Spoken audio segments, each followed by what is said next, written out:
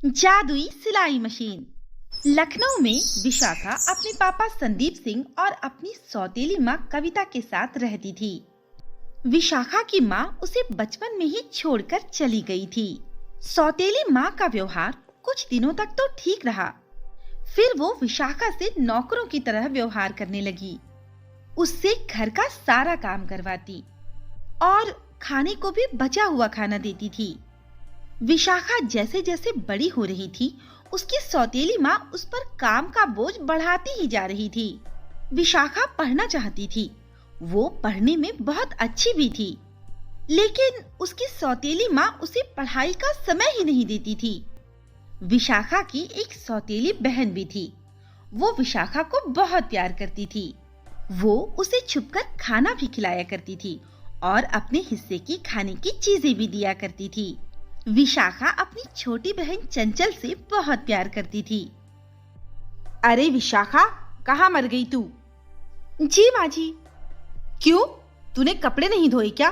सारे के सारे ऐसे ही पड़े हैं। माँ, आज काम ज्यादा था, इसीलिए नहीं धो पाई। कल धो दूंगी माँ। ठीक है, अब जा और जाकर खाना बना ले। और हाँ, आज मेरी सहेली मोनिका आ रही है खाने पर, तो खाना जरा अच्छा बनाना, समझी? अब जा। ठीक है माँ। विशाखा खाना बनाने में लग जाती है। थोड़ी देर बाद विशाखा की छोटी बहन चंचल आती है और विशाखा से कहती है, अरे विशाखा, तुम्हें सिलाई सीखने का शौक है ना? हाँ चंचल, लेकिन माँ मुझे नहीं सिखाएगी। अरे विशाखा, हमारी कॉलोनी में गवर्नमेंट की साइड से एक मैम सिलाई सिखाने आई है। तुम माँ से बात करके तो देखो, शायद माँ मान जाए। विशाखा अपनी बहन की बात मानकर माँ से बात करने की सोचती है। वो पहले कविता और उसकी फ्रेंड को खाना खिलाती है। फिर वो अपनी माँ से कहती है, माँ, आप तो जानती हैं मुझे सिलाई सीखने का कितना शौक है। माँ, हमारी कॉलोनी में एक मैम गवर्नमेंट की साइड से सिलाई सिखाने आई हैं। अगर आप कहें तो मैं भी सिलाई सीख लूं? कोई जरूरत नहीं है सिलाई विलाई सीखने की। घर का काम तो होता नहीं, सिलाई सीखने चली है। विशाखा उदास होकर वहां से चली जाती है। अरे कविता, तू उसे क्यों मना कर रही है? अरे उसे सिलाई सिखा दे और फिर कॉलोनी वालों के कपड़े उसी से सिलवाना। अरे तेरी तो अच्छी खासी कमाई भी हो जाएगी। हाँ यार, मैंने तो ये सोचा ही नहीं। फिर कविता विशाखा को सिलाई सीखने की क्लास लगा देती है। विशाखा जल्दी ही सिलाई सीख लेती है और वो सिलाई में बहुत अच्छी हो जाती है। अब कविता उससे घर के कामों के साथ साथ सिलाई का काम भी करवाने लगती है।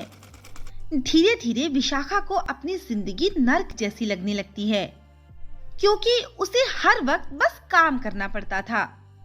तंग होकर विशाखा एक दिन बिना किसी को कुछ बताए घर छोड़कर चली जाती है। विशाखा चलते चलते एक गांव में पहुंचती है। वहां उसकी मुलाकात एक बूढ़ी अम्मा से होती है। अरे बेटा, तू अकेली कहाँ जा रही है? और पहले तुझे कभी देखा नहीं यहाँ। कौन है तू? विशाखा सारी बात बूढ़ी अम्मा को बता देती है। बेटा, मेरा कोई नहीं है दुनिया में, तू मेरे पास यहीं रह जा। विशाखा वहीं बूढ़ी अम्मा के पास रहने लगती है। वो उस बूढ़ी अम्मा का सारा काम कर दिया करती थी। बूढ़ी अम्मा भी उसे बहुत प्यार करती, उसे बहुत आशीर्वाद देती। इसी तरह काफी दिन बीत जाते हैं। अब तो विशाखा गांव वालों की भी चहेती बन चुकी थी। सभी लोग उसे बहुत प्यार करते थे। एक दिन अचानक बुढ़िया की बहुत तबीयत खराब हो गई। उसने विशाखा को अपने पास बुलाया और कहा, बेटा विशाखा, तूने मेरी बहुत सेवा की है। आज मैं तुझे अपने जीवन का एक राज बताना चाहती हूँ। बेटा, मैं परीलोक में रहा करती थी, फिर मैंने पृथ्वीलोक के सागर नाम के लड़के से शादी कर ली और इंसान बनकर सारा जीवन बिता दिया। और अब मेरी मृत्यु का समय आ गया है बेटा, मैं तुम्हें कुछ देना चाहती हूँ। ऐसा कहकर बुढ़िया कुछ मंत्र पढ़ती है तो उनके सामने एक सिलाई मशीन आ जाती है। बेटा, तुम्हें सिलाई करने का शौक है ना? ये मशीन रख लो बेटा, इसमें मैंने अपनी सारी शक्तियां रख दी हैं।